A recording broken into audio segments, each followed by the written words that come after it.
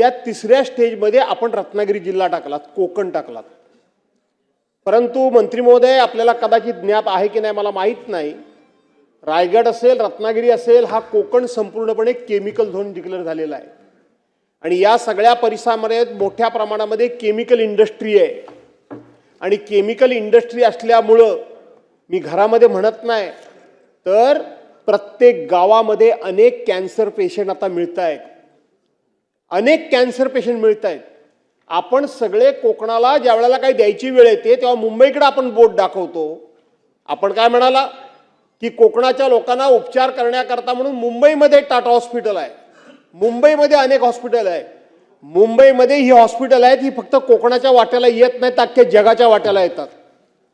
जगातून माणसं इथं उपचार घ्यायला येतात ह्या मुंबईमध्ये. त्यामुळं आपल्याला कोकण हा केमिकल झोन असल्यामुळं आपण कोकणामध्ये तात्काळ जो 3 नंबरच्या आपण यादी वाचून दाखवली त्याच्याऐवजी प्रायोरिटीनं त्या ठिकाणी एखादं कॅन्सर हॉस्पिटल, मग ते सिंधुदुर्गमध्ये करा किंवा सेंटर म्हणून ते रत्नागिरीतच करावं लागेल, रत्नागिरीमध्ये करा किंवा रायगडला करा, कुठे करा हा माझा आग्रह नाही, पण कोकणाकरता हे हॉस्पिटल आपण सुरू करणार का हा माझा पहिला प्रश्न आहे.